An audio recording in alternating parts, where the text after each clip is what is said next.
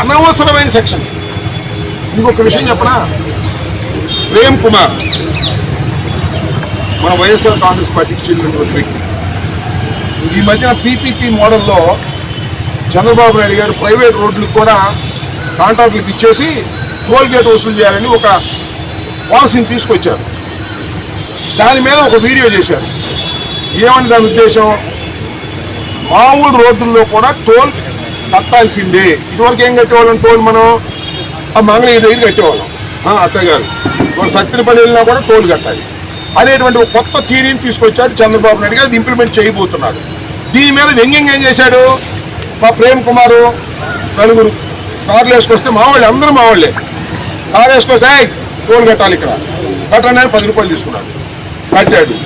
తీసుకుని ఈ రకంగా ఉంటుందని ఒక చిన్న డ్రామా, ఒక ఎపిసోడ్ చేసి వాట్సాప్లో పెట్టాడు. టోల్ గేట్ 10 రూపాయలు కట్టాలని మా వాడి దగ్గర మేము తీసుకున్నందుకు ఎక్స్ట్రాషన్ అంట, దోపిడీ అంట. దోపిడీ అని కేసు పెట్టారు. వీటి దుంపాదేగా నాకు అర్థం కాదా, ఏమిటిది నాకు అర్థం కాదా. డొక్క చింపేస్తాం అనగా డొక్క చింపేసిన కేసు పెట్టేస్తారా, కొట్టేస్తాం అని కేసు పెట్టేస్తారా, అర్థం ఉండాలి కదా. నాకు అర్థం కదా. పిచ్చా మీకేమన్నా, ఆ రెడ్ బుక్ ఆయనకే రాజకీయాలు పిచ్చి, మీకేం పిచ్చి పోలీసులకి అంటున్నా.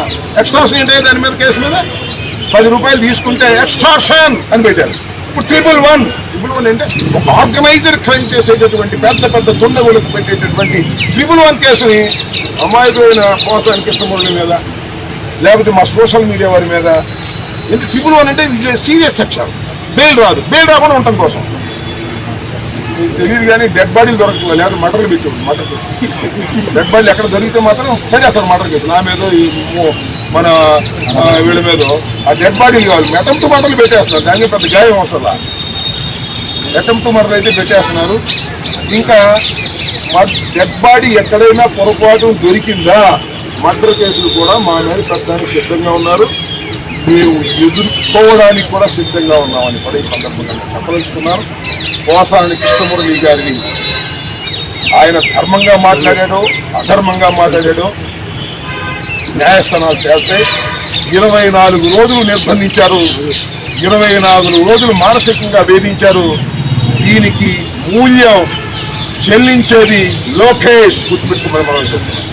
లోకేష్ ఫోన్ వస్తే వదిలేదు, లేకపోతే 2ంటికి వదిలేసాడు.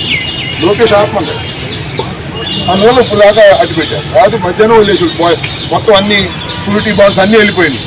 లోకేష్ కనుసన్నల్లోనే జరుగుతున్నది ఇదంతా కూడా. దీనికి బాధ్యత లోకేషే వహించవలసి ఉంటుందని నేను మీ ద్వారా చెప్పగలను.